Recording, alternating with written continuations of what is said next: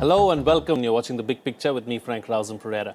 In a major diplomatic victory for India, the United Nations Security Council has designated Masood Azhar as a global terrorist. Azhar is the leader of Jaish-e-Mohammad, which carried out the Pulwama attack in February that killed 40 CRPF troops in Jammu and Kashmir. The UN move comes after China dropped its objection to the listing. China had placed a technical hold on the proposal initiated by the US, the UK and France after the Pulwama attack.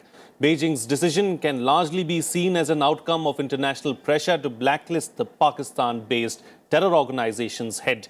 The US, supported by France and the UK, moved a draft resolution directly in the UN Security Council to blacklist the terrorist. On this edition of The Big Picture, we will analyze India's diplomatic victory and what implications will the listing have on Masood Azhar and Pakistan.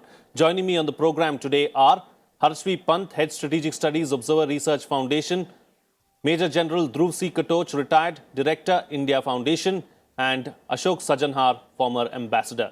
Thank you to all my guests for joining me on this edition of The Big Picture.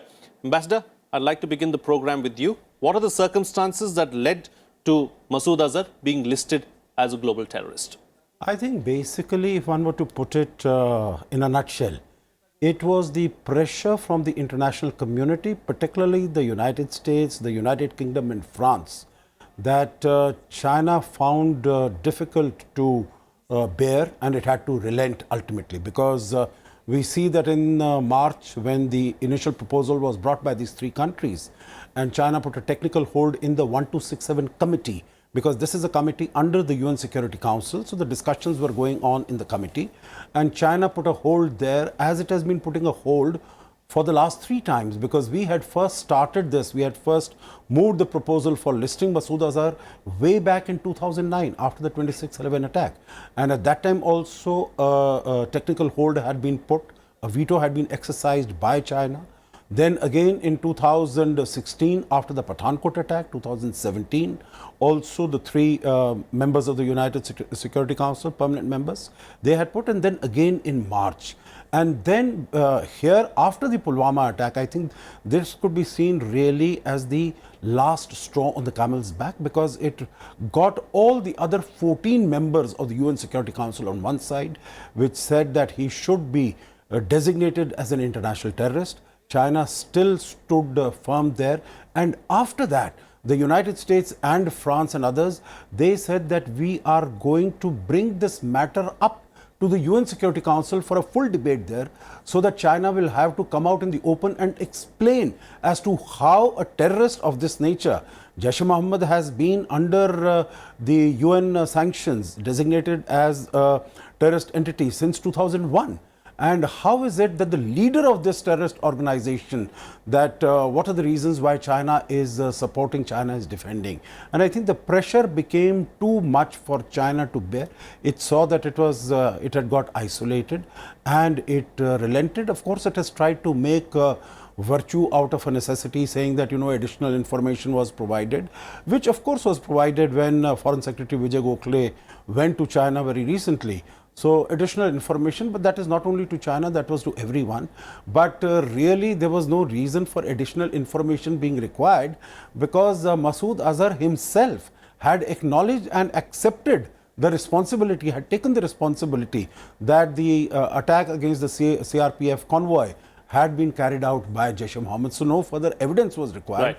But China tried to use that as a cover-up to say why they are changing their position. And of course, as you said, it's a huge diplomatic win for India. Certainly. General, I'd like to bring you into the picture now at this juncture. So what are the implications for Masood Azhar, and what does the listing really mean? What changes?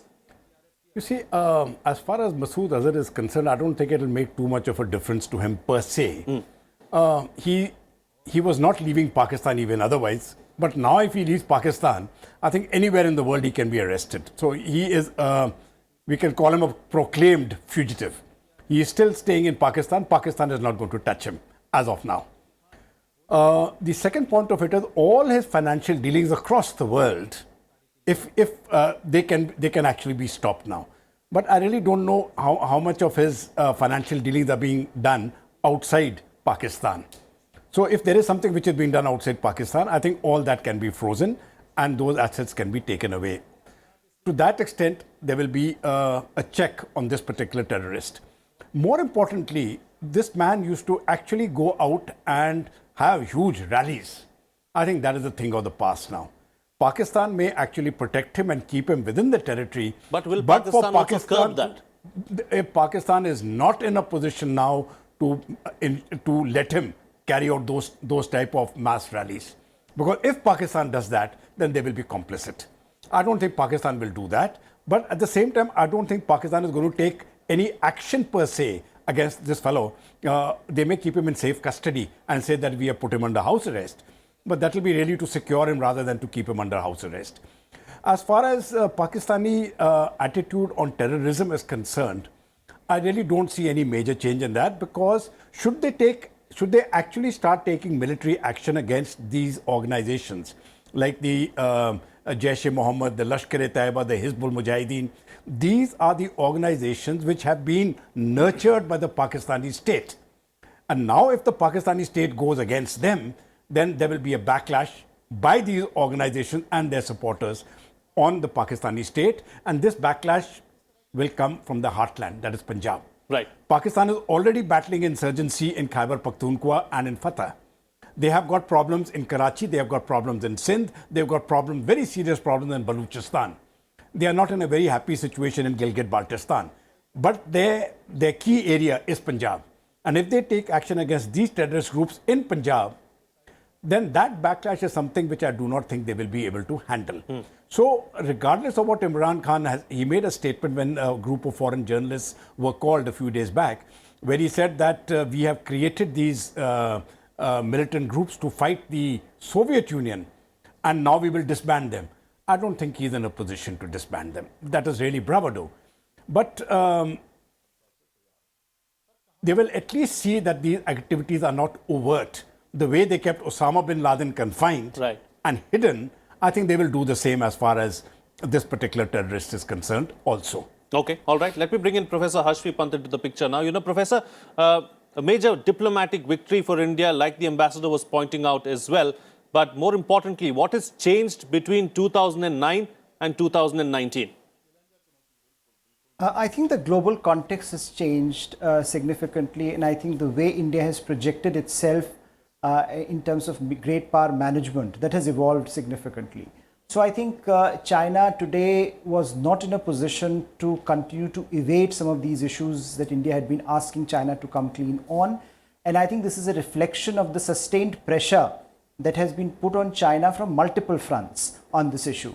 There were so many hypocrisies in China's position, and China was getting, in some ways cornered by the onslaught that it was facing from multiple fronts, that it became very difficult for China to sustain what was coming at the United Nations Security Council. And in particular, when you had the Americans and the Brits and the French deciding to take China on, basically to make China open its cards, basically to argue and showcase to the world the hypocrisies inherent in China's position, I think that put China in a situation that it could not have easily come out looking clean. And so this is the safest position now that China could have taken, and that it has gone to take that, it has gone ahead with that position. But I think it must be said that international pressure would not have been so acute had India not taken certain positions. Had India not, on the one hand, created a sustained pressure on Pakistan, had India not given the kind of evidence that was required to create the momentum against Pakistan, had India not taken on Pakistan on multiple forums, whether it was ICJ, whether it was FATF and others, had India not also, I think it should not be forgotten, what happened in Balakot. I think, many people have gotten into this tactical and operational matters as to what changed, what really did not change. I think the fundamental reality that changed is that now the pressure is on Pakistan to de-escalate. Right. And for the international community that used to come to India, crying, telling India how India should de-escalate, now they recognize that unless they ask Pakistan to make sure that Pakistan behaves with a modicum of responsibility, India will take charge of the situation, and that may not be something that many of our international interlocutors might support. So I think what we are now witnessing is that a sustained pressure was mounted. Americans and the West in particular decided that enough was enough, and that put China, which was playing this procedural game very, very effectively for a long, was put in a position where it was just not possible for it to continue that game. And I think the result is out in the open, and I think that for that Indian diplomacy should be congratulated for doing a wonderful job in terms of articulating an argument and making sure that it gets operationalized on the international platforms. Okay, all right. I want to talk about China for a little while now. You know, Ambassador, as far as China is concerned, what does this mean for Sino-Indian ties? And also, do we see any kind of a reaction from China? Reaction, in my view, no. As far as the Sino-Indian ties are concerned, you know, in addition to what Harsh has also said, let's also recognize and realize that India has played its cards in a very, very sophisticated manner. You know, when in March we saw that again China had put a technical hold, there was a demand from within the country that India should condemn, India should sort of, you know, come out in the open and speak against, you know, China's position, hypocrisy and doublespeak and so on and so forth. But India took a very, very measured position on that.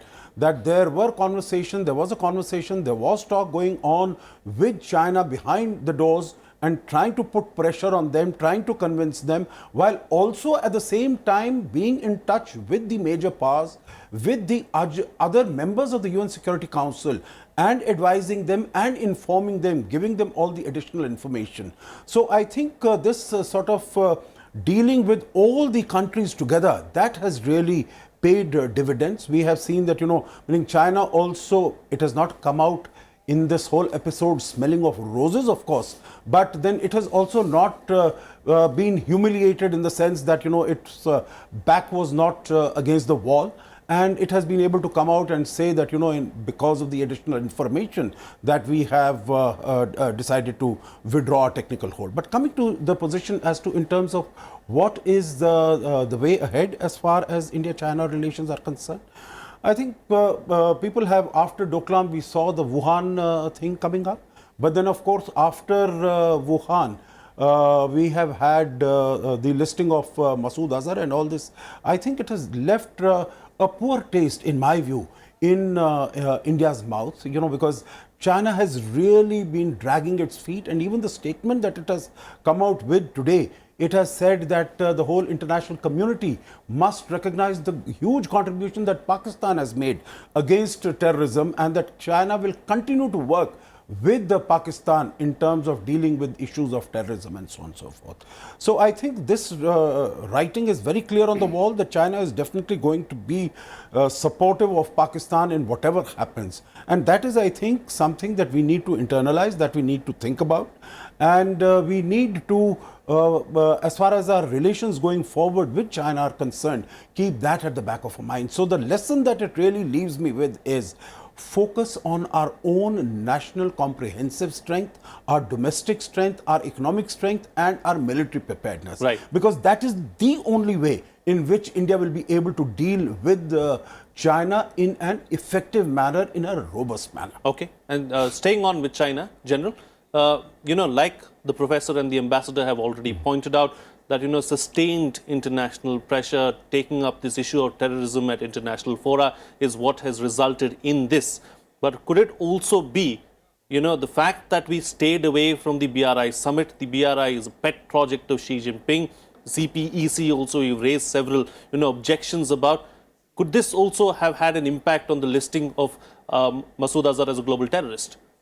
No, I think what China is seeing today is a very firm Indian policy. You know, let's face it, in the last 5 years, there have been many achievements of the Modi government, but I would place their achievements on the foreign policy front as the highest.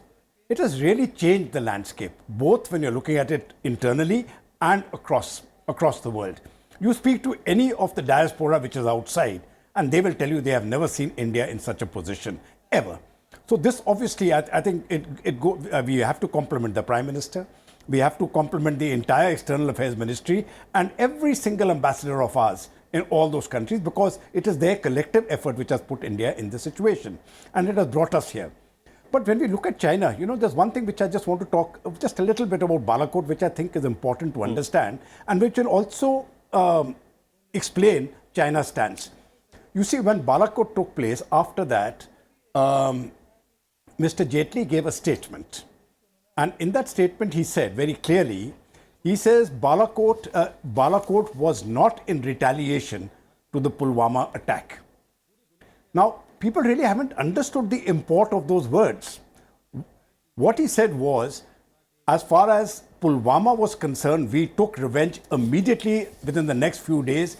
Every single terrorist who was responsible for Pulwama was eliminated. So that revenge was complete. Now we come to Balakot. Balakot, they were planning another attack. And that was in Pakistan. It was not in Pakistan-occupied Kashmir. And because they were planning another attack, we went and eliminated them there. Now that gave a message to the world that India will act unilaterally.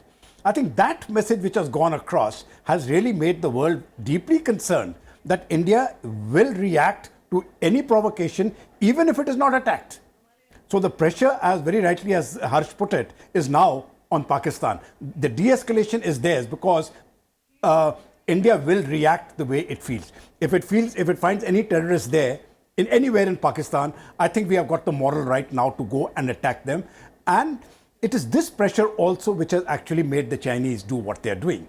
The second point is their support to Pakistan, as the ambassador very rightly said. Now, China will continue to support Pakistan. Let's make, you see, there are two reasons why they want to do that. One reason is that for China, Pakistan is their card against India. To perpetually keep India on the back foot, Pakistan is being used. That is one. And number two, they're very concerned about the CPEC. Now, the CPEC is going to run into very serious troubles. It is already running into trouble in Gilgit-Baltistan. But more importantly, it is running into trouble in Balochistan. And it is not going to go through. But China also realizes that unless India gives support, the CPEC is going to be, in a long term, a non-starter. Right. But India is not going to support this. And that stand has been made very clear. And whether China gives support on this particular issue or not, I don't think it is going to make a difference. India has taken a stance now. And I think this is the important thing to understand, that we will fight terrorism on our own. Right. And I think this stance, once you have become confident enough to state that we will do what we have to do, and we will do it independently. If the world comes with us, we will be happy to take the support. If they don't come with us, we will do it unilaterally. And I think that message has gone across, which is going to pay very handsome dividends to the country in the long term. Absolutely. Professor, as the General has just pointed out, India's stance as far as CPC is concerned is very, very firm, and we've stuck to it right from the beginning. But will Beijing expect something out of China after Masood Azhar has been listed as a global terrorist?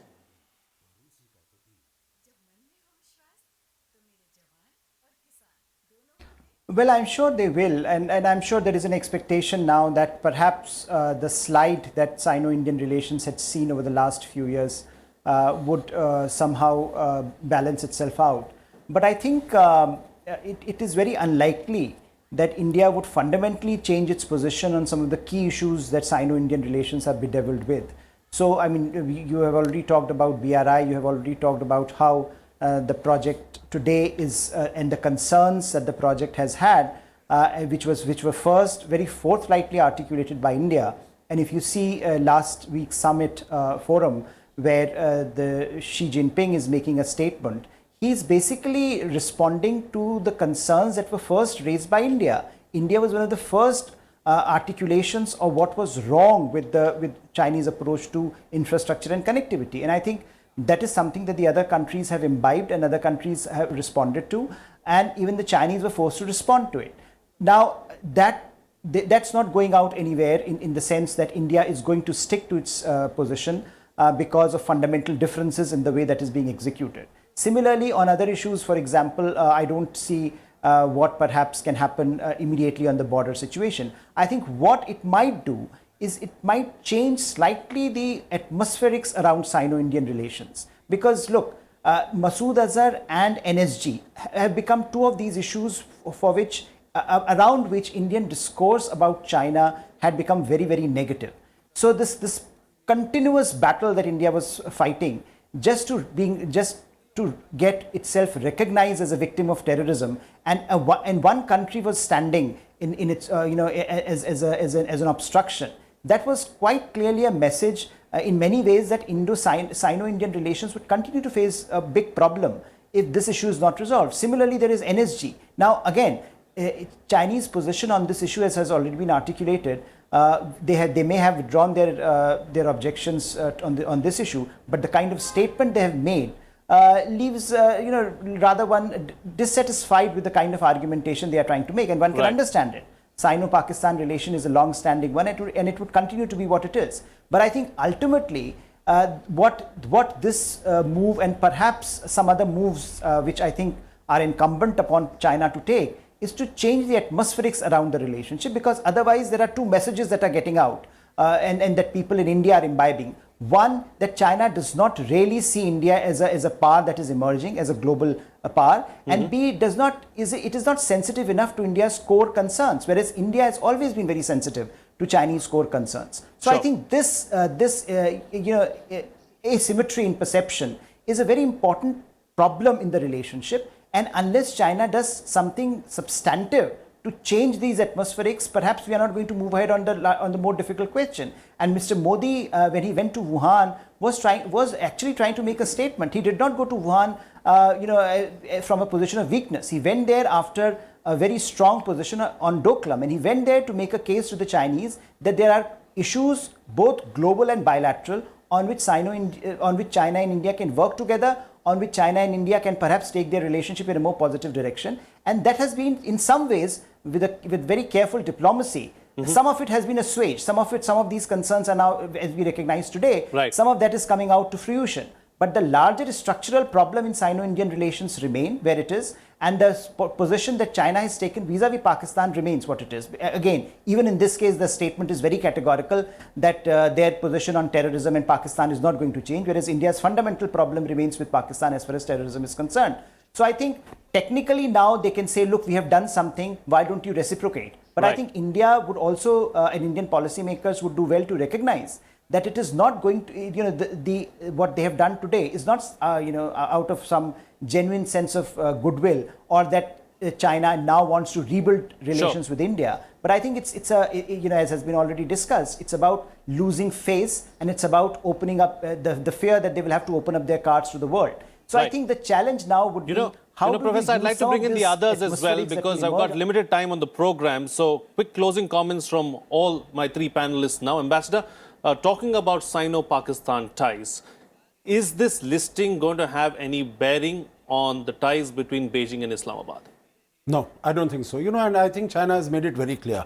And as we've been discussing, I think there are too many irons in the fire as far as China is concerned with Pakistan, that I don't think they are going to move out anywhere. In fact, we see in the recent years, there is the cooperation and the collaboration is getting even stronger. And not only for the $62 billion that China is sinking into CPEC, but also for the geostrategic importance, significance of this whole project. China and Pakistan, their relations are not going anywhere. I think Pakistan will continue to become an even more of a colony, so to say, of China, and doing its bid. And as far as its economy is concerned, we've seen it's getting more and more into a debt trap as far as this is concerned. So I think as far as this is concerned, and in terms of, the listing of Masood Azhar, what we've been discussing, that it would have had a salutary positive impact upon India, that China is being sensitive to India's concerns, if this veto had been removed right immediately after the Wuhan summit. Right. But the sort of foot dragging that we have seen on the part of China, and trying to rationalize what should have come very, very clearly after Pulwama, when Masood Azhar has taken responsibility, has assumed responsibility. I think this has not gone down well, I'm sure, with the Indian leadership as also with the Indian people. Right. So, General, that having been said, where does this leave, the listing leave Pakistan and its administration? I think Pakistan is in a very, it is not in a very comfortable situation. While they will not take any action against these terrorist groups, now for them to actually give them open support is going to be very difficult. And if any of these groups carry out any actions outside Pakistan, I don't think they will be claiming it. That theoretically, if they carry out any action in India or anywhere else in the world, I think they are going to maintain a very, very low profile and not claim it. But the whole point is, if you don't claim it, how does the world know? So they are going to be placed into that dilemma as to how to take their terrorism narrative forward. As far as India is concerned, I think the statements which have been issued, which Mr. Jaitley has been issued, I think they should be reiterated time and time again that you have terrorists there whom we think are going to attack. We are not going to wait for them to attack us. We are going to attack you. And it is for the world now to tell Pakistan to back off. They are the terrorist state. They have to de-escalate. And in my view, what is de-escalation? In my view, de-escalation for Pakistan is to close each and every terrorist training camp which is there within Pakistan, and to hand over each and every one of those perpetrators of terror, including Masood Azhar, to India for trial. Now, that is the minimum we expect if you want an improvement in relationships. All right. Professor, quick closing comment from you on what does this really mean, for our fight against terrorism? It's a very significant victory for India. It is a very significant diplomatic victory for India. It may not change very many things on the ground, as has been articulated, but I think it's a very important symbolic victory. And in diplomacy, in international relations, symbolism is very, very significant, is very, very important. And I think that is why what China has done today and how China has been forced to do what it has done today will, I think, go very far in shaping perceptions about India, about India's rise, about Indian priorities, and about the way India is managing its foreign policy today. All right. On that note, then, we'll call it a wrap on this edition of The Big Picture. A major diplomatic victory for India, really, and something that we've been looking forward to for a while now. I'd like to thank all my guests for joining me on the program and putting things into perspective for us. That's it from me. See you again next time.